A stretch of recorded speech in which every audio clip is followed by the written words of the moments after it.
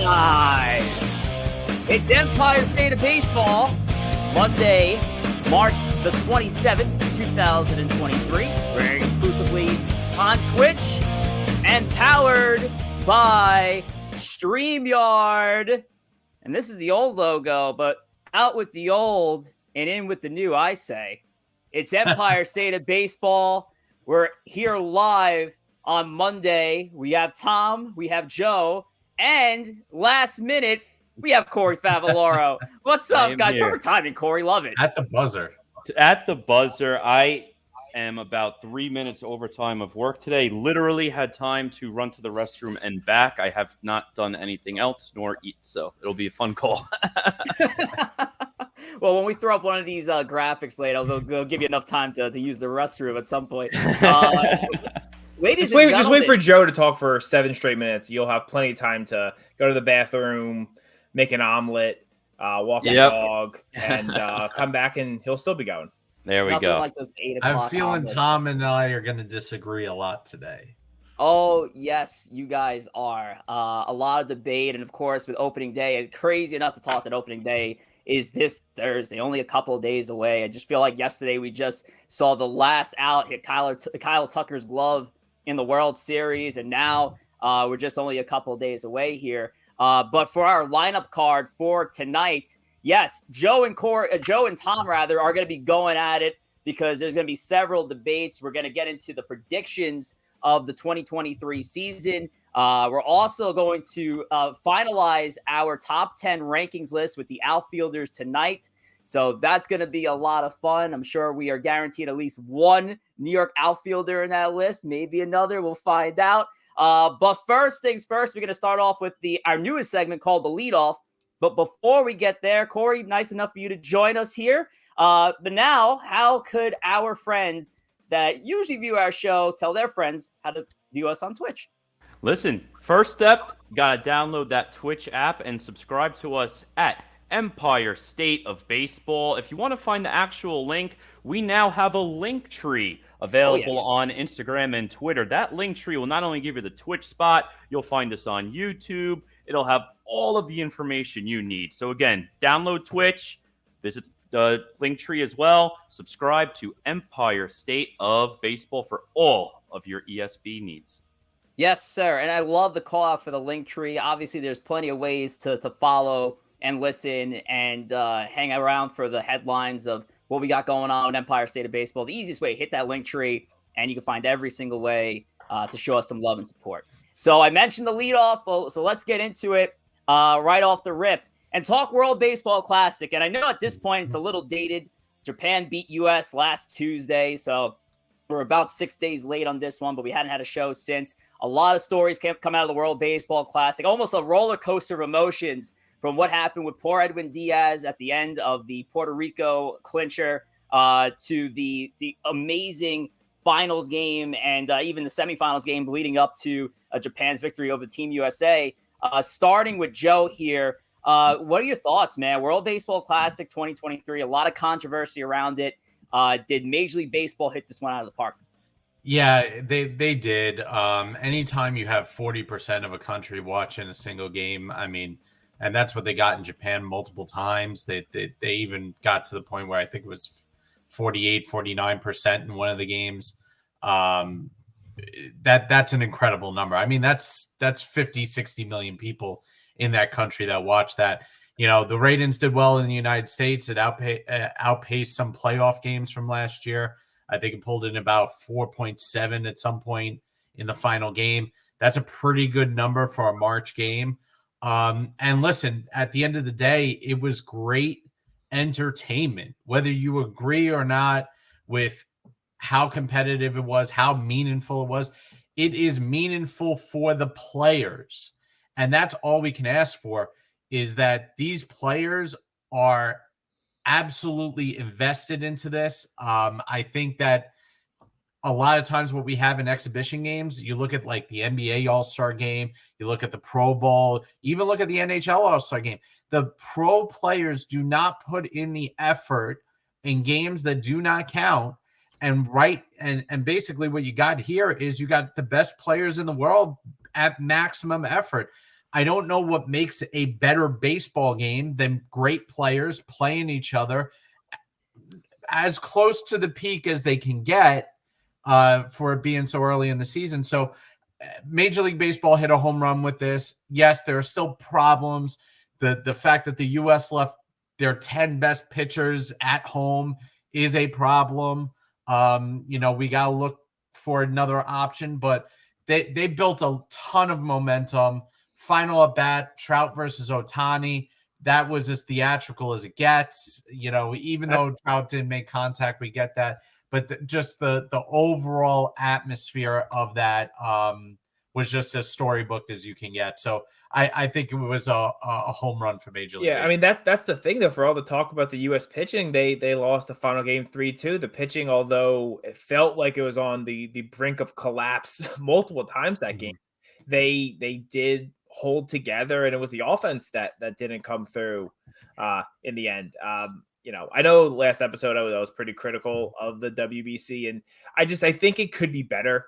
I still think if you have this, I think if Major League Baseball wants to commit to it, I think you need to put it at a different time of year. I would do it in the middle of the season and give an actual break, and then let's let this grow into like a World Cup type event. Because right now, I know other countries really did care a lot more about it than the U.S. did. I think if it was, again, a different time of year, the U.S. would put a lot more emphasis and care into it. But a ton of fun.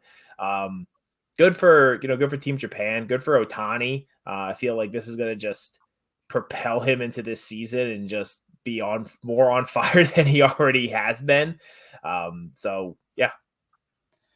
Yeah, it really didn't get better for that than, being a Japan fan. I mean, that team just completely ran through the WBC. A couple of close games here and there. I mean, the U.S. did put up a fight for the most part, but Japan, Ohtani, different level. They were clearly into it, looking at those viewership stats. And I was actually humbled myself a bit, too, because I was like, on our last show 2 weeks ago, I was very indifferent with the WBC. I was like, yeah, people will watch it. It's probably a little bigger international than it is national in the U.S. And I was completely wrong. I mean, my expectations for the amount of viewership would get, I completely blew me out of the water. I was blown away. Now, obviously, the Edwin Diaz injury, when it happened, completely soured my taste on it. And for a good day or two, I was nothing but furious with the WBC. And I said, yep, I'm going from indifferent to furious. I despise it. And I do think there could still be an argument about should it be changed in terms of scheduling? October, November, you have to get through the World Series first, obviously, versus March and spring training. Should it be over the winter? Because Edwin Diaz injury, hypothetically, let's say they had this in November of last year, he would be pitching for the Mets. He would miss most of the seasons, but he would be pitching for the Mets this year should this have taken place in November as opposed to March. That's such a freak injury, though. I mean, if he didn't do that, if there was no WBC this year, now granted, I don't think he's going to be jumping up and down after closing out a game or starting a game in Port St. Lucie, but he could have done that just working out. He could have done that running stairs. He could have done that in a lot of different ways. It's what happened to Edwin Diaz is horrible. It was a freak. It's a freak injury, though, and I just don't think you can blame WBC for that. You blame the WBC for Altuve breaking his hand. What's the difference between him breaking his hand in the WBC than if he would have done it in a spring training game? It's Tom, I think, but to really play devil's advocate there, you're not celebrating that kind of game in just playing just regular old spring training. Well, I mean, the Mets did 2 years ago. They did practice winning the World Series and celebrating, so you could, they could have done it there. Listen, that's how with the old and with the new, though. I'm sorry, Joe. Those kinds of injuries. I mean, that's a freak injury. A, B. Again, I kind of subscribe to, parts of your body when you get an injury like that are on the brink of letting go. There was probably something wrong in there to begin with, because it did not take much for that knee to go. It is what it is. You cannot stop injuries. The same people, look what happened to Justin Turner taking a ball off the face in spring training. Look what happened to Gavin Lux going to try and stretch a triple in spring training that everybody would say is a useless injury because he didn't need to go for a triple. Well, it doesn't matter. Rhys Hoskins going for a blue pop-up that he had no chance of getting a week before the season. manner in which you get injured, to me, doesn't matter that much because injuries happen. This is life. This is professional sports. This is what's going to happen to these athletes. We understand that. There is a risk. There's a risk every time you take the field. You were going off on how like the U.S. was missing their top 10 pitchers. Can you not blame the players if they don't want to go and they don't want to risk trying to rev it up in mid-March? Like this is what I'm saying. I feel like the players should not feel obligated to go represent their country. And yes, it's an honor and it's a privilege, but if these guys don't want to get hurt at that level with that competition mid-March, then I can't blame them for not going. See, and I can buy into that. But we just had a lockout in which the players destroyed MLB for not helping them grow the game of baseball, for not helping them market these players. Now MLB serves you an opportunity to drape yourself in your country's flag. Look at the top, go through MLB and look at the top players that sat out. They're all American. I was gonna say this is more of a Team America issue than a world issue. Right. If you look at some of these other teams, look at Japan. Japan had every single except for Senga. And again, there's certain excuses. Senga just came over here. He doesn't know English. He's trying to get acclimated to that. He doesn't want to leave his team. That's an excuse. And I can even give you an excuse with the Verlander, the Scherzers, the DeGroms, a couple of those guys who are A, injured often, or B, just generally way up there in age. But the Corbin Burnses of the world, the Garrett Coles of the world, again, but ultimately it didn't matter. They lost Austin Nolas. They didn't lose because of that. They lost because they didn't score. I mean, giving up. I mean, I understand the point of growing the game, but like if we're talking about other things there, like that didn't end up being the issue. No, right. But I'm just saying from a standpoint, if that was a primary concern, why was every other roster at its full potential? Joe, I think that's we're going to get into a topic here that I don't think this podcast is really made for. Of why do I think that some American players decided that they didn't want to go and play? And I get that, and maybe the answer is once every 4 years you suspend the All-Star game and have basically a World All-Star game in mid-season, which means you suspend the season for 2 weeks. You stack it with double headers on the first and second half. I think that would be great for baseball. Baseball's already in a position where it is the only sport in the summer. You imagine a WBC final on like 4th of July weekend. You have the home run derbies at like 2 p.m. and the final starts at 7. Hello. I mean, come on. You make a world home run derby. Exactly. That would be great. Home run derby. Wait, they did this. 2005 All-Star Weekend when every player in Major League Baseball who was at the Home Run Derby, they represented their country. And then you had Bobby Abreu dominating in Comerica, but then you also had like, what was his name? Ha-Sung Choi, who used to play for the Cubs. So that was fun. I'm in for that. I'm in for an international Home Run Derby. Sign me up. Yeah, that would be interesting. The timing debate it's a good one, and I'm sure we'll talk about more in a future show. But I don't think there's any debate if the WBC should stay because it is. Right, I got you. And honestly, it was a home run. As much as I want to criticize, where it's placed in the year, it was this absolute success for baseball, for the viewership, and to grow the game on an international market. And even seeing like kids get excited after Harry Ford, of all people, hit a home run in Great Britain. Like they were going nuts. And it'd be nice to grow the game out where cricket is the primary bat to ball sport out there. So it'd be really cool. Let's move it forward now because we do have a lot to get through today. Luis Severino down with injury again. He will start the season on the injured list. And I know Joe is he's smiling ear to ear because every time Severino's name is brought up, it's just, why is this guy considered one of the better pitchers in baseball when he cannot stay on the field? Listen, you never root for injury. That's not the point. But Severino is one of those guys where Yankee fans constantly talk, this guy's going to help take us to the next level, take us to the next level, take us to the next level. And if the guy starts 20 games in a season, you consider that lucky. He just cannot stay healthy.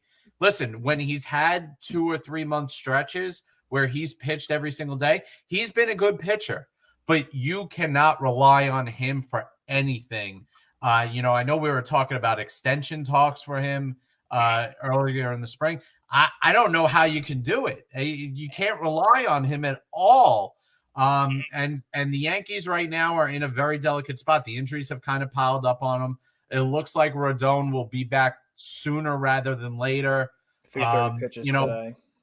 But the Yankees are kind of in a weird spot going into the season. An injury to Judge or Cole, this team is going to be in a very, very difficult spot right now. Right now they got to make it through most of April and hope they get healthy to start May and go full bore into the season. Bring it back, Luis Severino? No. I guess not. Oh, sorry. As tradition, I'm doing my my fantasy draft. I'm bringing back on a podcast. Very professional. I actually was considering drafting Severino there. I'm like, is that a good value? No, definitely not. To start. Am I bringing? I mean, probably not for how much he's going to cost, right? Like, it's tough. Like, I'd be very curious to see what kind of a contract Luis Severino would get on the open market. He got the qualifying offer, that I know, but what the actual contract would be. Yeah, but what's a shot? Like because of the potential. Yeah, I mean, if I'm the Yankees, would I give him 2 years to $25 million? Like, yeah, is someone if I get to pay him $60 million? No, I could see him getting like John Gray's deal, 4 years, 60. I think what was it, 64? Yeah, that maybe I wouldn't want to do. I don't know. Yeah, it's tough, and it's tough to see him continuously just not find a way to stay on the field. And once again, another part of the Yankees, a super rotation is off the board, and the Yankees are looking to go into the season with a rotation that's going to definitely include Herman and Schmidt at this point. I think the fifth starter might be Johnny Brito. It could be Debbie Garcia. We'll find out come Thursday. But one person we do know is cracking the opening day roster for the Yankees is Anthony Volpe. And we haven't really touched on Anthony Volpe too much during our off-season episodes because the thought was, hey, he's going to compete. I don't know if he's going to crack the opening day roster. You still have Oswald Peraza, who's major league ready. You still have everybody's favorite Yankee, IKF, especially Tom loved IKF. Big IKF guy. But Anthony Volpe cracked the team. And Peraza was optioned to AAA after struggling for this last month. So, Corey, I'll throw it to you. Anthony Volpe, a shortstop prospect, assuming the position of shortstop for the New York Yankees. Can we talk about a more pressure-cooked scenario to be in for a young player? I mean, you couldn't have bigger shoes to fill in terms of the position. We all know Yankees shortstop. For most of us here, Derek Jeter still feels like yesterday. So definitely big shoes to fill at the shortstop position and arguably the biggest market in the world in New York. But you look at his spring, though. I mean, he hit 302. OPS 1.036, a few home runs, a few RBIs, some stolen bases there. And shortstop last year for the Yankees, I mean, you could argue that whole left side of the infield for the Yankees, whole left side in general, because you throw Hicks in left field, nothing but criticism across the board from the fan base. The fans were very critical of the production they were getting out of a lot of their infielders there. And Volpe, you're hoping that he is going to be the guy. That was the whole thought last year when they did not go into the shortstop market. Remember how great the shortstop market was just recently? You had guys like Bogarts. Last 2 years. Yeah, last 2 years in general. Bogarts, Correa. I mean, the list goes on of guys that the Yankees could have brought in to fill that long-term shortstop need. All the hope was in this kid Volpe. And guess what? I give the organization credit for letting the kid win it outright in spring training. The Mets did it several years ago with Pete Alonso. Alonso had a great spring. They said, you know what? This kid should be on the MLB roster. And he absolutely took off when he started with the team that year.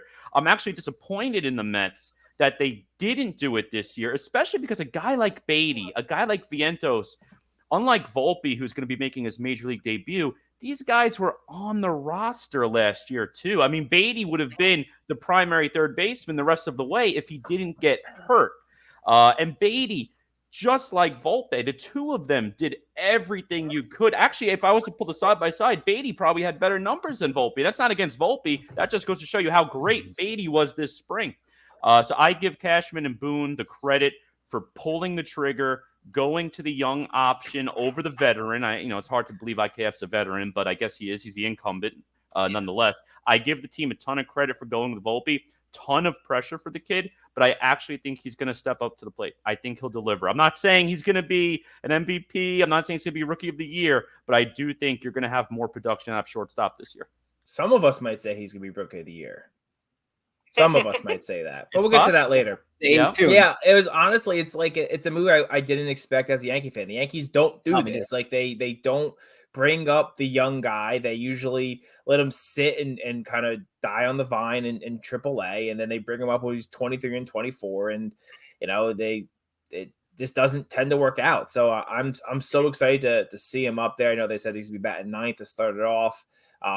Great speed. I think he's a guy who could, he stole 50 bags in the minors last year. I know that's the minors, playing with the bigger bags.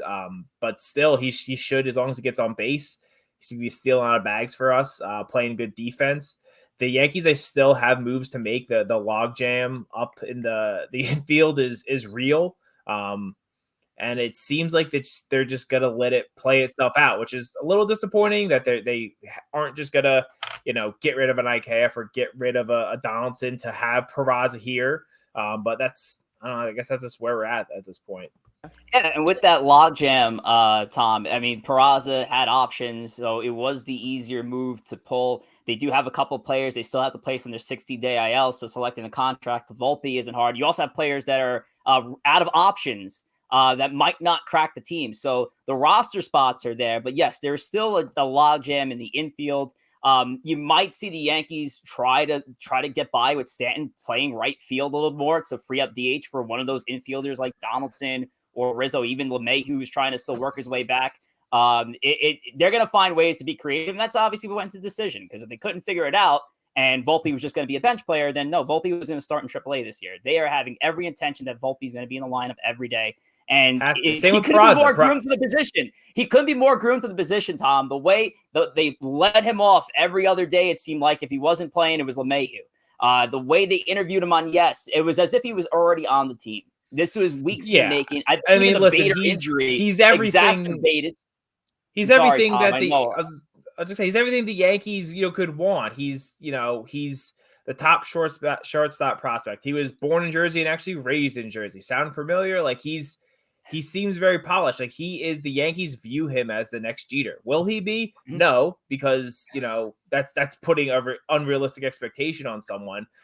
But that's how they view him. They're going to market him as this next guy. And I hope you just gotta hope the pressure doesn't become too much for him, because it's going to be immense. My apologies for going on the rant there. That was my Joe impersonation. So Joe, what were your thoughts on this? Listen, let me throw some cold water on this, at least a little bit. I know Yankee fans are excited, and they should be, because he is your top prospect. He has been hyped, all of that stuff.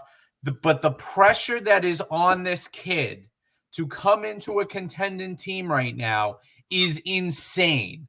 I mean, the Yankee fans on Twitter are deeming this kid the next Jeter, the next whatever he's going to be, the next Lindor.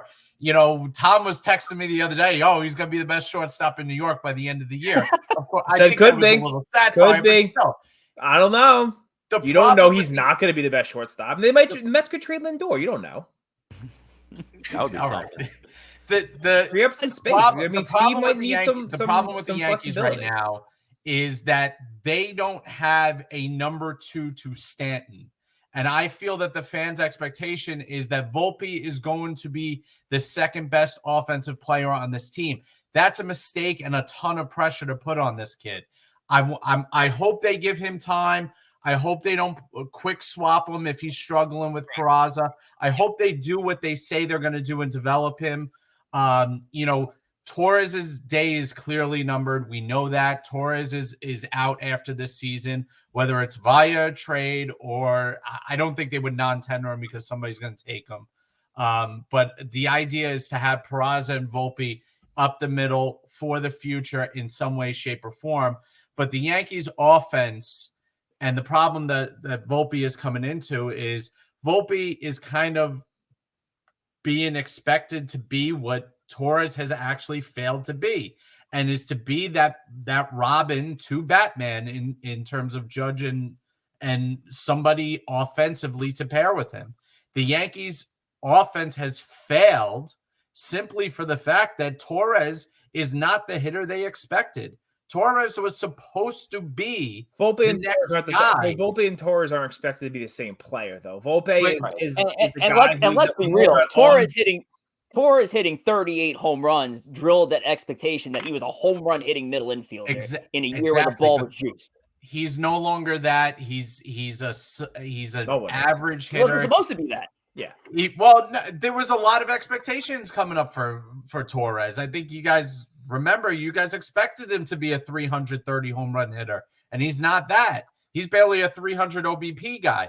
So the problem the Yankees have right now is they have offensive holes on this team that nobody else can fill, and I feel that the Yankee fans are going to be looking to this kid to help carry the offense. Yeah, but Volpe is going to be able to fill some of the voids that they haven't had recently. He's going to be able to run. He is an on-base guy. Volpe's not hitting 25 homers. He's a guy that you hope can get to double-digit homers, steal a ton of bases, play good defense, get on base at the bottom of the lineup, get on in front of Judge, and score a ton of runs. Like that's what they need him to be. And that's a position that I don't think is as stressful on a young, he's not expected to hit again 30 homers. It's just like, hey, get on base, run around like a kid, play good defense, score runs. Yankee fans will be happy with that. It's not, and I agree with you. And it looks like he is going to be that kind of player, and that's the kind of player the Yankees need. The Yankees need athleticism because there's a lot of old legs on that field, and that's why they like Bader so much. Is because Bader adds a different dimension of player that they haven't had, and unfortunately, he's hurt. So you can probably say, Joe, and I was going to mention that I think Bader's injury exacerbated the Yankees expedited the process to pull up Volpe. And I know Bader doesn't play shortstop, but at least replacing that kind of offensive threat in the lineup, that dynamic bat, that good fielder, that presence in the lineup. I don't think the Yankees would rush Volpe, their top prospect, their best prospect, their best true homegrown prospect in decades, because Harrison Bader's hurt. I think he's here because he absolutely was on fire. I think it expedited the process. I don't think it's the reason why, Tom. He still had to compete. He still had to have a good spring training to get there. But I think it did expedite the process. Yeah, and well, listen, time is going to ultimately tell. Will he be the next Derek Jeter? Will he be the next Clint Frazier? As Riff 303 said, if they don't play him, he might be the next Clint Frazier. Will it be the next IKF? Time will tell. If I was a Yankees fan, I would be very happy that they gave the kids a shot. I wish the Mets did with at least one of the kids, but time will tell. But we do have a whole nother segment coming up. This is going to be a fun one where we're going to be doing predictions for the 2023 season. But before we get to that, Tom, how could the fans follow us on YouTube to get all of our clips at any time they would like? So yeah, if you are not watching us live, shame on you, and you are watching us on YouTube, so you've already found our channel. But if you are watching live and you would like to watch replays or clips, you can find us on our YouTube channel at Empire State of Baseball. Make sure to find our page, share, and subscribe it. Again, we have full episodes up there. We have little clips, usually of Joe edits them, so it makes Joe look smarter than he is, which, again, it's probably hard to do, but he does find a way to get it done. So find us on YouTube. It's the scenes where he doesn't talk. He's like, what are you talking about? I didn't speak this whole segment. He just cuts out 85% of the show. Well, Corey did allude to it. So one of our big segments for tonight is our MLB 2023 predictions. Opening day is this Thursday, and I can't believe it. So we went around the room here, and we decided on who we think is going to win some awards, what the World Series matchup is going to look like, some bold predictions. So let's get into it with the AL Cy Young Award and with this little nice little graphic here. There are our predictions right there. We got Framber Valdez from Tom, Logan Gilbert, Garrett Cole. Corey, you got Garrett Cole winning the Cy Young. For the Yankee fans, be happy with that one. Went with Garrett Cole. And listen, the only reason I went with Cole, too, because I was debating a lot of guys here for this spot. I almost went DeGrom. I almost went Framber Valdez. I love your pick, too, Rich, with Logan there. I almost went Dylan Cease as well. That was another guy I considered. I originally had written Dylan Cease, and then I changed it to Framber. Yeah, listen, I love the picks. All the picks are great here. But I'll tell you the reason I went with Cole over some of these other guys. DeGrom, I wanted to be the pick. And I do think DeGrom will be relatively healthy this year. I think he'll end up getting 20, I don't know why you would think 22 stock. I think he'll end up, because he's not on the Mets. So I think he's going to get. So I think he's going to get 20 to 25 starts, somewhere in that range. But Cole, the one thing with Cole over any of the other pitchers out there right now is consistently going out on the mound. Outside of the COVID-shortened season, he hasn't pitched less than 30 games since 2016. And I mean, you look at the numbers: 33 starts last year, 30 the year prior, 33 and 19, 32 and 18, 33 and 17. You can't physically pitch more than 32 or 33 starts per season in a traditional five-man rotation. So he goes out there, every fifth day he's going to get that ball. And granted, the numbers aren't as flashy as they were in his Astro cheating years. I mean, 3.50 ERA as opposed to 2.50 when he was the ERA leader back in 2019. But strikeouts still up there. 257, led the AL last year. He had 326 his last year with the Astros. So again, not as dominant in his earlier days, but I trust this guy to go out every fifth day, get the job done. Might not be as flashy throwing these no-hitters like Framber did last year. Not one of the young up-and-comers like a Logan, like a Cease.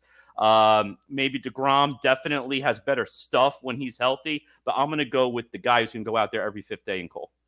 Yeah. The whole hate retoric's got to stop from Yankee fans. It's got to stop. Corey, you mentioned it beautifully. He stays on the field. Every member of this Yankee rotation could be on the IL, and Cole is still there for you. I mean, that's big. He's been a horse. He's been durable, and then honestly, in the biggest games too. And yeah, there are a couple of clunkers in there, but for the most part, his postseason numbers are solid. So I'm over the anti Garrett Cole from Yankee fans. I can't stand it. I've been the captain of that club since he's been here. It's ridiculous how Yankee fans hate on Garrett Cole. Can't do it. The problem with Cole is you're paying him to be the ace of aces, right? You're paying him to be a top five pitcher in baseball. And listen, he is durable. He is a workhorse. Absolutely. But he gives up a lot of home runs, and he gives them up at bad times. It's just a fact. And that's the problem. Listen, Cole, again, he's going to stay healthy. He's going to start his 30 games, but his days of winning Cy Youngs are over. He's Joe, I gotta touch on Jacob deGrom here. Yeah. John Hernandez calling you out. deGrom saying he has to have more than 20 games of starts to win a Cy Young. You feel confident with Jake in his first year with the Texas Rangers, AL Cy Young Award? Look at this.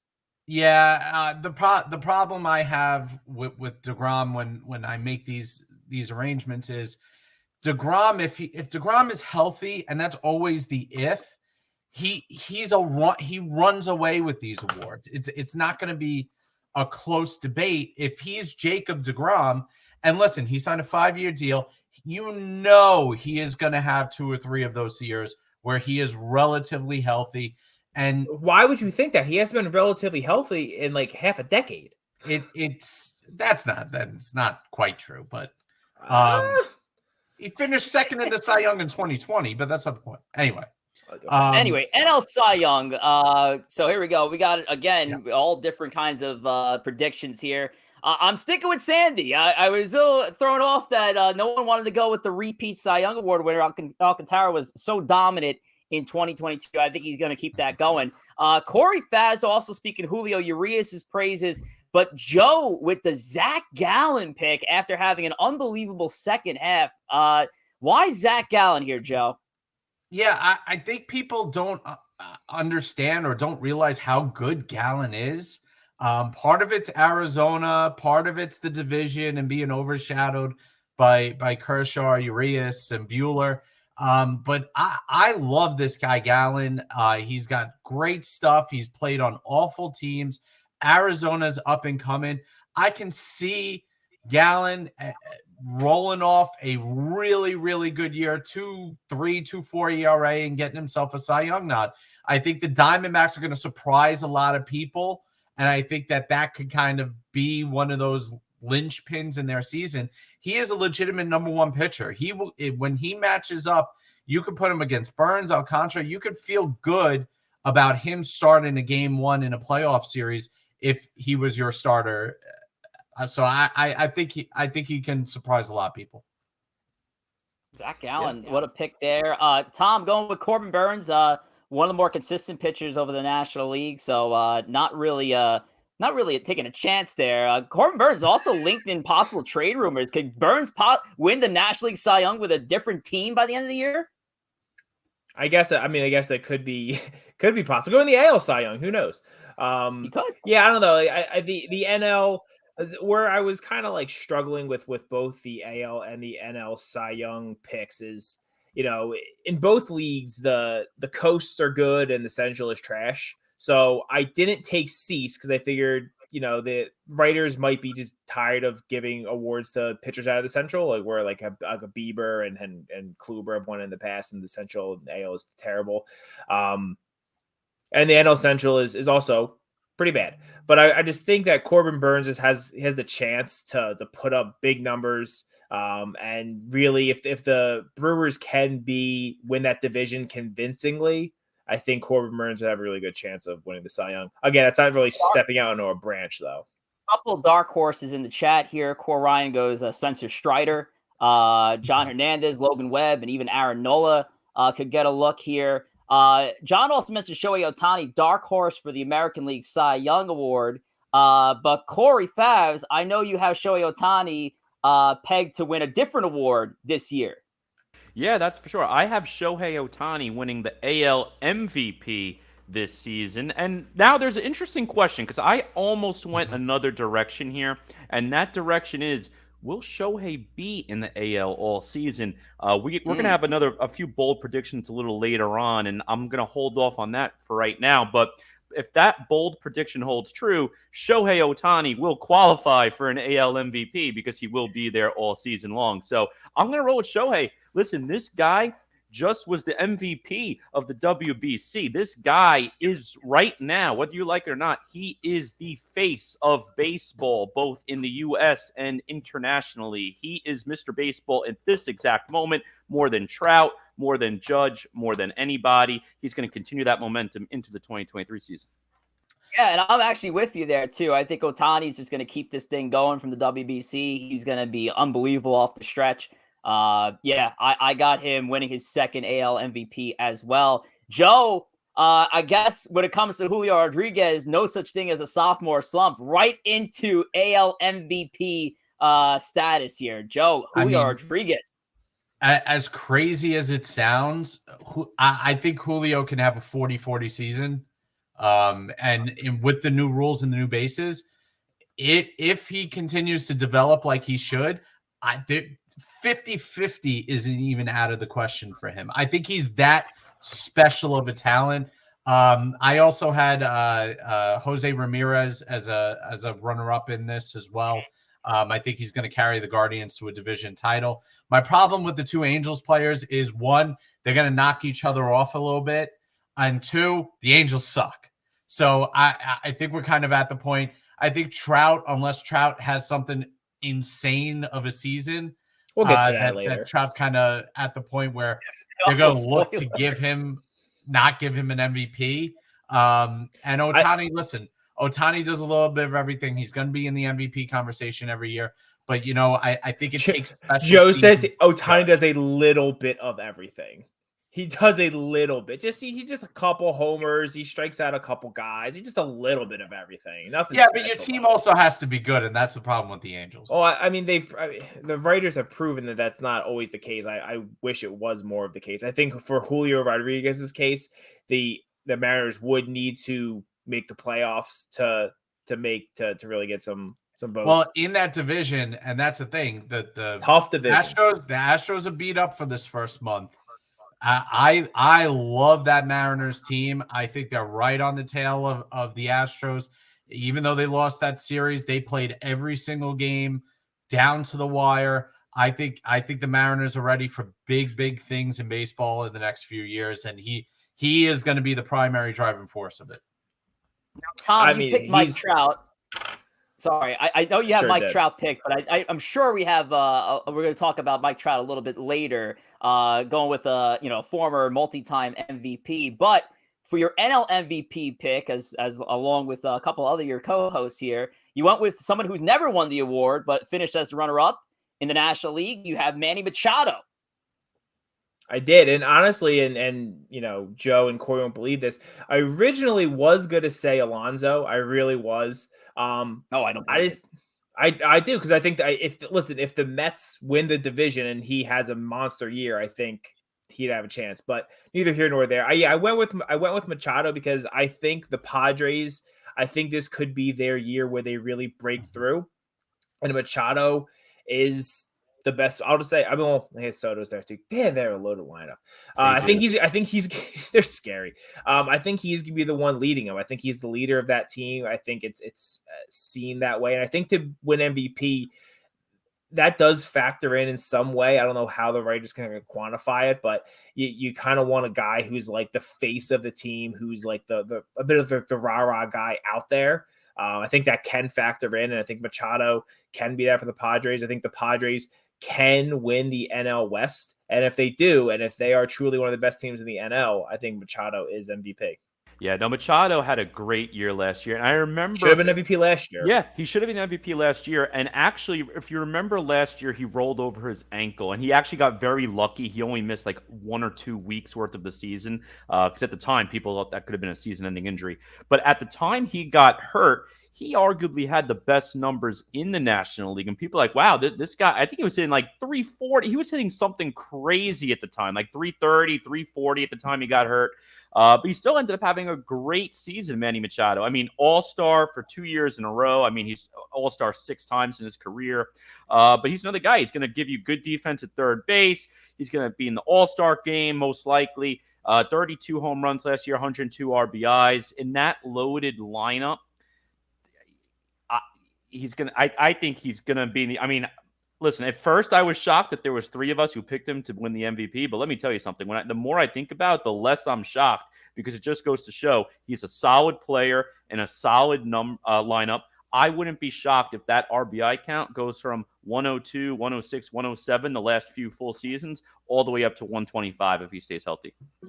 It depends with that lineup too, of if you're going to have other guys driving home runs around him, but Padres are going to be fun this year. They're going to be a fun for sure. Padres are going to be a sick team, especially if Tatis it comes all the way back. It's going to be insane. I was the only person to not vote for Manny Machado, although I did have Machado as a runner-up, so I love the pick anyway. But yeah, I feel like a Ronald Acuna Jr. MVP season's coming. I just have a feeling this guy is ready to go off. He hasn't been Ronald Acuna in a couple seasons now. Obviously, he had a 24 homer year, 283 batting average back in 2021. Still nothing as great as his sophomore year in 2019 with the Braves, but everybody had a great 2019, didn't they? Ronald Acuna, though, is my pick. We will move forward, though, to the American League Rookie of the Year. And, of course, Tom has chosen Anthony Volpe. I don't know why you wouldn't choose Anthony Volpe. I see 3 people wrong on this board, and then I see myself. Listen, I think I made this prediction officially before he was even called up. I think Rich sent the text out at the end of last week, and I still put Volpe in before he was guaranteed to be the opening day shortstop. Listen, he has the chance to lead the AL in stolen bases. That's not a ridiculous thing, especially in this year when running's going to be a lot more important. He has a potential to score a lot of runs, play really good defense, and he's going to be doing it on the New York Yankees playing shortstop, which for a lot of people, people won't want to vote for him because there is I think some anti-Yankee bias out there because people just hate the Yankees. There are a lot of people that you get your Kansas City voter who's like, this is BS. Derek Jeter would have been nothing if he was a Royal. That kind of nonsense. But I think Volpe has the chance. He's a top prospect. He's the number 5 prospect in baseball. listen, I'll put my chips on him. We saw a bit of Masataka Yoshida in the World Baseball Classic. Joe, you chose the Red Sox left fielder. Why Yoshida? Yeah, when these players come over from another professional league, I think they have a step up on some of our prospects. They've played in front of stadiums with 20, 30,000 people in them. In Yoshida's case, I like the fact that he's come into a Red Sox team that has very low expectations this year. He's got professional bats around him, like Turner and a couple of those guys. The thing that I also like about Yoshida, he is in the right division for his kind of player. He is a home run hitting left-handed hitter. That bodes well in both Fenway Park and Yankee Stadium. I think he has a chance to take advantage of those dimensions.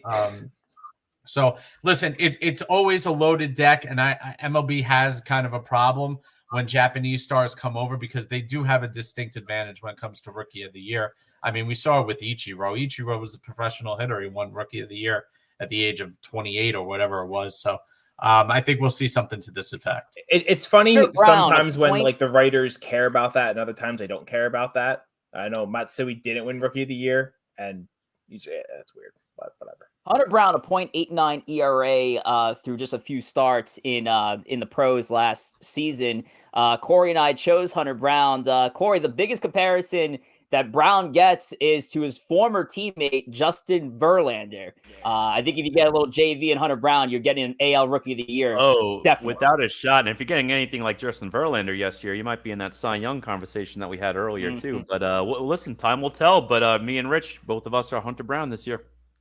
Oh, yeah. And by the way, both of us were on New York Mets winning the NL Rookie of the Year. Kodai Senga, of course, Corey going with another member of his fantasy baseball team, but more importantly, a member of the New York Metropolitans. Senga going to make that impression here, Corey, huh?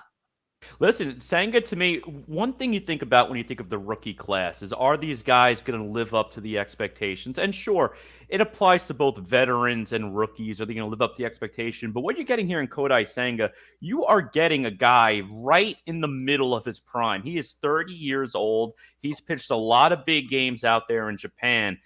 This is a guy who's a perfect, on paper, a high-end middle of the rotation starting pitcher, and he's going to be there for the New York Mets. He's going to have an opportunity to get a lot of wins with that team. I'm very intrigued to see his stuff out there. The ghost fork ball, love to see that pitch in action. I know he hasn't thrown it as much recently with the blister issue he had on his finger, but this is a guy, he's a veteran who's competing against kids for an award. I'm going to trust the veteran on this one. This is not your guy you're gambling on in the minor leagues. This is a veteran pitcher. Yeah, I love Corbin Carroll. Listen, and I agree with Corey. I think Senga's going to have a good year. I think Senga is an easy choice, just given the fact that he's, unlike most rookie pitchers, Senga, if he stays healthy, is going to start 30 games. He can probably throw 180 plus innings. A lot of rookies can't. I like Corbin Carroll. Listen, this kid is special. He's either the 1 or 2 on all the prospect lists in baseball. He just got a big 8-year extension already. He is. I think more than that. I'm not 100% sure. It was like 8 or 10 years. Anyway, they say he might be the fastest player in all of baseball. I think he is going to be a fantastic player that causes havoc out west. He's going to be a special player. So I'm going with Carroll. And Jordan Walker, Tom's pick here, did crack the big league team with the Cardinals. Walker looks like a presence up there at the batter's box. Big, brawny third base outfielder. You don't really see a lot of those like coming into the big leagues. I mean, Brett Beatty also third base outfield too. So what am I saying? But Jordan Walker with the Cardinals. Yeah, excited for him. He just drafted my fantasy team earlier today. So of course he was. Yeah, well, listen, I'm just trying to, inspire the young man, now that he's on a team that's won a title before, to go out and bring it home for not just me, but also for the people of St. Louis. And I'm sure Walker appreciates the inspiration. Sure does. But the 4 of us have inspired 4 teams to crown themselves World Series champion by year end. And these are those 4 teams. You got the Astros We got the Mets. We have the Padres. And I went with the Blue Jays here. And obviously, I'm looking at that blue and orange and not the Astro logo. I'm looking at that Mets logo here. And I see the person who predicted that. And of course, it's Joe. Joe, come on. The Mets win the World Series and you're making the prediction. Of course. Listen, in all honesty, this is not a year where one team is head and shoulders above anybody else. They're especially in the NL. I see the Dodgers have come down a step. They are no longer that 110 win, 108 win team from last year. The Mets, the Braves, the Phillies are a crapshoot in the East. I know the Mets are hurt by the Diaz injury. I expect them to go out and get a closer, maybe a Scott Barlow later in the year, whatever it is, to fill that position. It's going to be a dogfight at all times in the NL this year. Padres are good. They got the monkey off their back last year. I think in some cases they have surpassed the Dodgers. I actually think the Dodgers, and we'll get to this in a minute, I think the Dodgers are in big trouble, but that's just me. Listen, I like the Mets. The owner is going to do whatever it takes if he has a chance to win. Joe likes the Mets, everybody. Breaking news. Yeah. I feel like I get so much. I was gonna say I feel like I get so much shit, like for like Yankee Homer stuff, and Joe's taking the Mets to win the World Series, and I'm over here being truthful about it and taking the team I hate probably the most, taking the Astros over the Padres. I just think the Astros, they're still just so damn scary, and like I just feel like they keep just producing more and more pitchers. Their offense is still good. A lot of clutch hitting in that offense. They'll probably bring up another Jeremy Pena type, who's another, maybe not the top rated prospect, but will be good. I hate living in an Astros world, but I feel like we are. And but yeah, I do also see the Padres getting there. It's kind of coupled in with the Machado winning MVP that we the three of us were in on. I think the Padres can be very good. I think it could be a fun World Series. But yeah. Corey has his MVP pick leading the Padres to actually winning the World Series here in a banger matchup. You also have Padres over the Stros here. Yes, same teams, just a different outcome here. I mean, I like yours more, Corey. Well, listen, I definitely don't disagree with you there with the Astros hate. But certainly, I think this Padres team, it's going to be a fun team. Their lineup is loaded. They have a solid pitching staff. And Joe alluded to before that we have another piece coming up in a moment here where he thinks the Dodgers are in trouble. And I don't want to say I agree that they're in trouble, but I actually would predict the Padres to win the NL West this year. I just think they are the team that's fast on the rise in that division right now. I think the Dodgers still a solid team, but they are on the decline, whereas the Padres are on the rise. That team is loaded with talent. I'm going to go with them over the Astros, and will be a very fun World Series. Padres over the Mets in the NLCS. And I love, again, I think a Padres-Astros World Series with what we see on paper with these two teams would be unbelievable. So it's an easy pick to try to throw one of, if not both those teams in the World Series matchup. I did not want to go down that route. I wanted to get a little exciting, a little off the rip. So I went with the Blue Jays and the Cardinals in a bird bath, whatever you want to call it, for the World Series. The Cardinals Blue Jays have to first make the playoffs where they win the World Series here. Listen, I think it's just going to be a chaotic kind of season. We saw the Phillies make the World Series last year. I'm calling for the chaos at the end of the year. I'm not even going to go with some of the perennial favorites. I'm going Jays and Cardinals. I think the Jays are a dirty team. They improved over this past offseason. Their pitching is sick. They're another player away from being unreal of a team. They're already a fantastic bunch. Although it pains me to say it, I think the Jays got it this year. And I got the Cardinals making a miracle run throughout the playoffs to get ousted by the Blue Jays. So now our final bit is the bold predictions for the 2023 season. And this is a cluster to say the least. Here we go. Our bold predictions for, I don't even know where to start. So Joe is alluding to it all episode long. He's got the Dodgers and the Yankees both missing the playoffs, which does wonders for the MLB market. So, Joe, Dodgers, Yankees missing the postseason. chaos. Oh boy. Listen, Oh my god. I don't think this is that Joe, crazy. any credibility that Joe has, I mean, he's having I'm not saying the Mets are a bad team. Well, But let the me Mets let in the me World get Series, Yankees let don't me make get the to playoffs. it. Let That's me just get like, to it. okay, Let me go on. explain. Let me explain myself. First of all, the Yankees got an offensive problem. We all know that, and 3/5 of their rotation's hurt right now. The Yankees are one injury away from Judge or Cole to be in a 500 team. Let's be honest with ourselves. Okay, they have very shallow offensive capability after Judge, and they have a rotation that right now is hanging on a thread. And let's not forget that the second half of the year, the Yankees were basically a 500 team last year.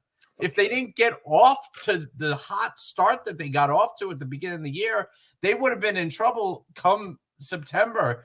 So they really did it themselves a favor. They blew like 8 or 9 games over the last 2 months of the season from their lead.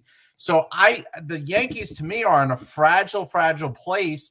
The Blue Jays have caught up. We know the Rays are a pain in the butt, and the O's are. I know. I'm the guy who wore it last year, but the O's are improving. They got these stud prospects. As for the Dodgers, I can't tell you how significant it is that the Padres beat them in the playoffs last year. The Dodgers were always the Padres' daddy, and now all of a sudden the Padres have gotten the monkey off their back. The Dodgers have followed that up with what I consider a wildly mediocre offseason. They lost Bellinger and Turner. They lost 3 pitchers out of that rotation. Buehler is hurt. You're going to rely on Dustin May coming back. They're one injury away from Urias or Betts of being a problem themselves, and they have a very tough division. They got the Padres, and the East is stacked. So 2 wild cards are automatically coming out of the East, no matter what you do. I can see the Dodgers really taking a nosedive here. And again, one injury happens, they're in big trouble. You gonna rely on Trace Thompson to be your 3-hole hitter or a 6-hole hitter, whatever it is, and Max Muncy, who batted on the interstate last year. I don't know about that. You know, they still got Betts, Freeman, and Will Smith. Those are their guys, but Miguel Rojas is their shortstop. You know, who's their closer? Well, I trust them in a big game. Daniel Hudson, maybe. Evan Phillips. I mean, I don't know. That's a problem. That's a problem. The Dodgers are loaded at every other position aside from first base versus the Dodgers lineup right now. So I sense real weakness in both of those teams. And if one injury happens to the wrong guy, I think the wheels can fall off for both of them. Happy times for the Angels, though, on our bold predictions, as Corey has the Angels clinching the playoffs. So does Shohei Ohtani stick with the Angels to the end of the year here, Cor?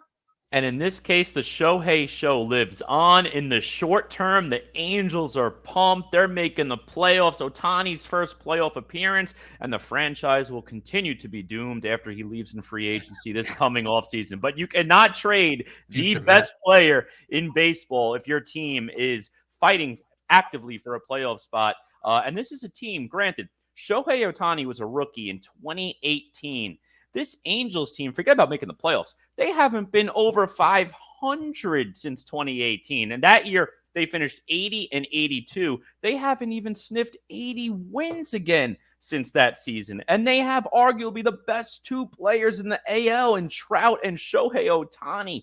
I don't know what's happened with this Angels team. This is a team that always seem to be in on these big ticket guys. They bring these guys in, but they cannot develop anyone right now. I don't know what's up with that Angels team, but I think this is the year where the magic comes together and they ride that WBC wave.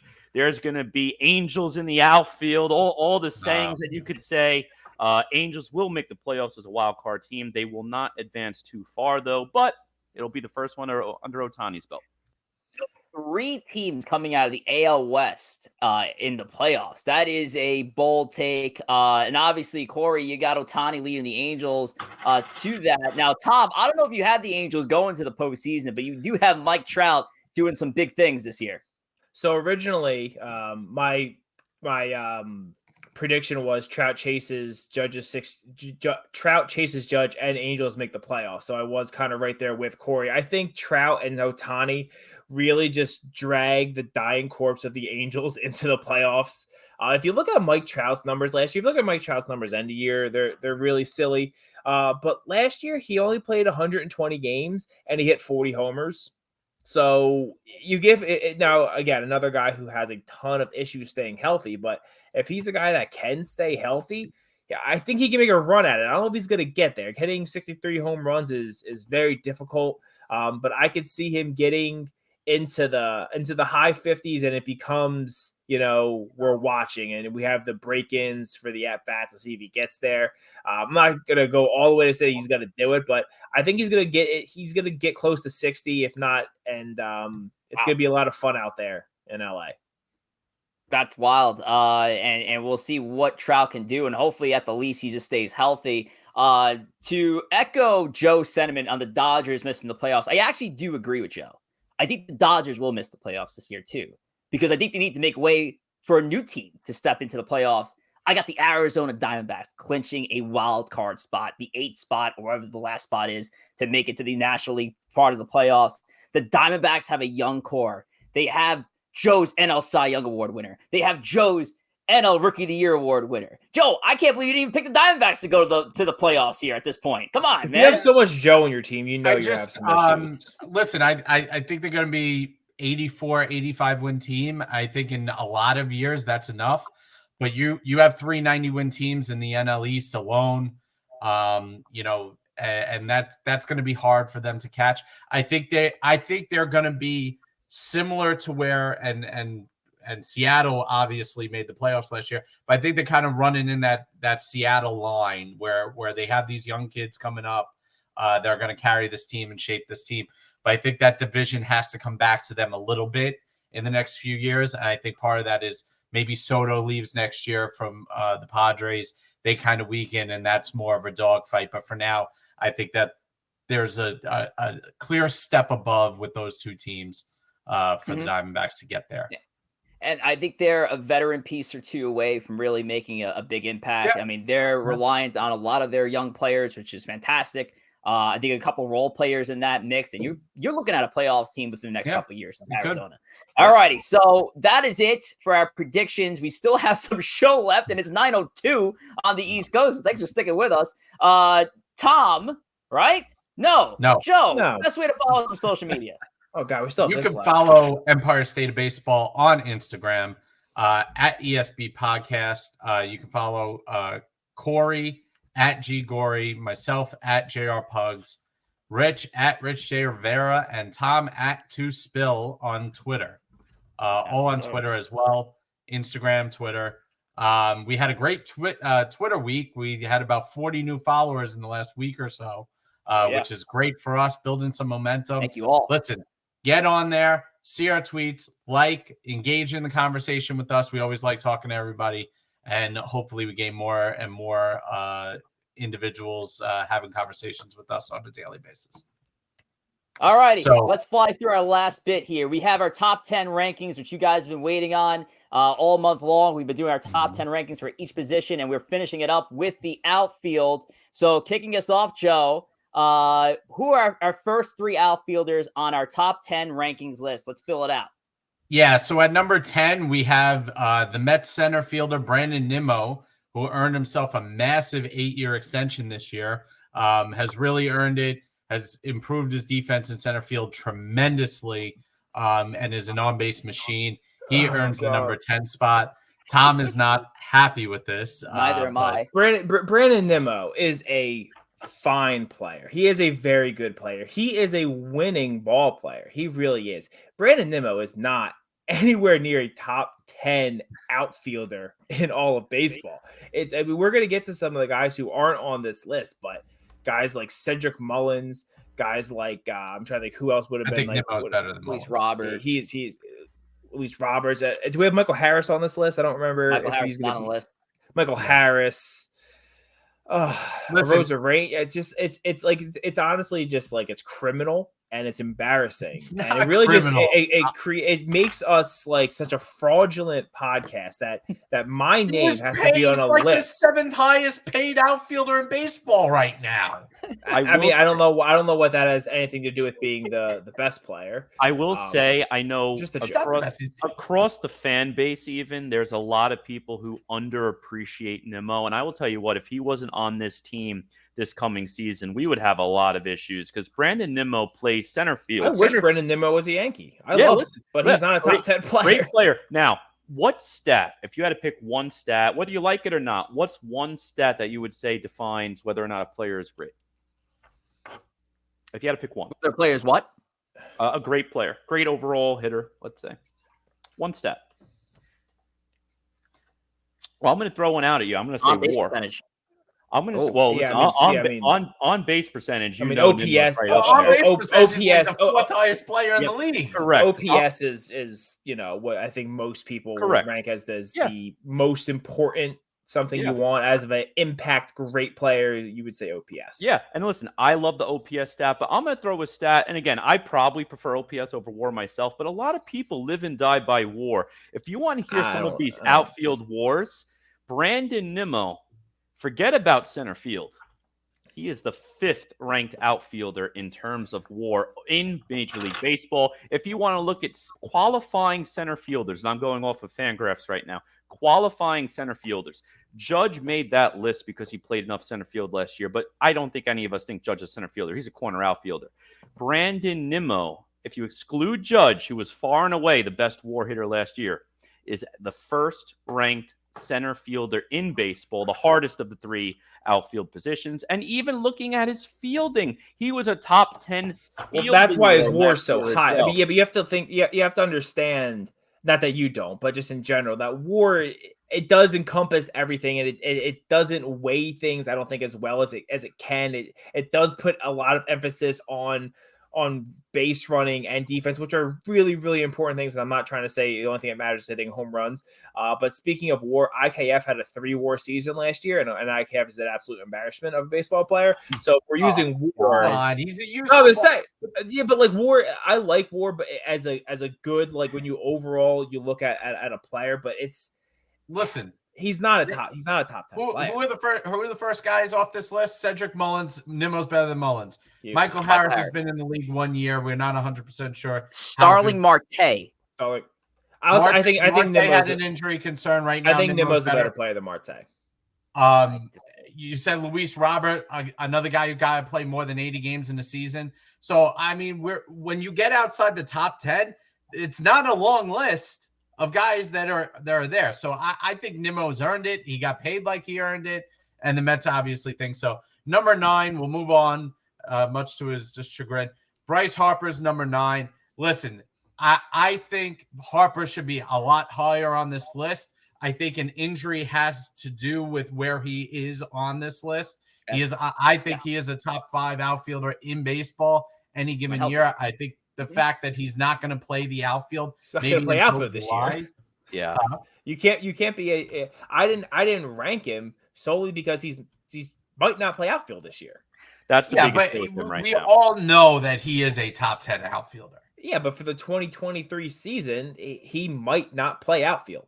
I think he's going to end up playing the second half. And I'm with Tom now. He'll definitely play the second half, but I think he is going to play DH. I'm actually with Tom. I did not include Harper in my top 10 outfielders because I don't think he's going to play a single game in the outfield this year. I would have ranked Nimmo possibly over Harper because Nimmo's going to play outfield. Yeah, but no doubt about it, though, Harper would be top 5 in a normal year.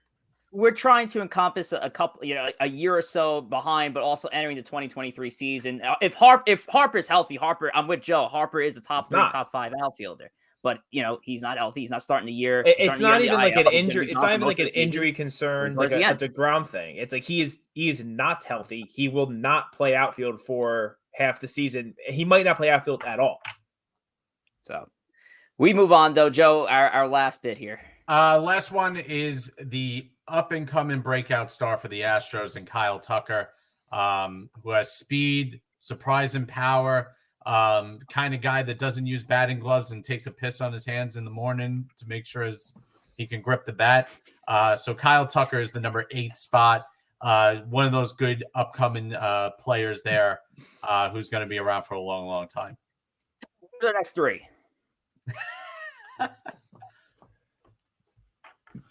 He doesn't know. Tom. Oh, I didn't realize Yordan Alvarez we have at number 7. Just an absolute freak with the bat. Ronald Acuna Jr., Rich's MVP in the NL and the 6-hole. The outfielders are just insanely stacked. Acuna Jr. could easily be 1 if we look going into like next year. But Acuna is at 6. And at 5, we have someone, not mine, AL MVP. We have Julio Rodriguez at 5 again. The outfielders are insane once you get to like that 7 spot. Yeah, we probably could have did the top 20, top 30 outfielders. We've been here all day though. So Corey, our next 3 leading up into the number 1 spot. We got 4, 3, 2. Yeah, going forward, we got Juan Soto, 3 Mookie Betts, and 2 Mike Trout. I mean, really, there's not much debate here. The only debate you could potentially make is should one of these guys have been number 1 on the list. All of these, though, I mean, this is you're playing MLB The Show franchise, and you get this as your outfield. That's what you're trying to accomplish in the video game. But no doubt about it, these are 3 of the top 5 players for sure. And that leaves our number 1 outfielder. It's Aaron Hicks. No, it's Aaron Judge. It's Aaron Judge. Of course, it's Aaron Judge. Aaron Judge, the American League MVP of the 2022 season, 62 home runs, yada, yada, yada. You've heard the story. Judge, when he is healthy, he is one of the top 3 baseball players in the game. His last 2 years, he's been phenomenal. He stayed on the field at 299 batting average over his last 2 seasons, 101 home runs.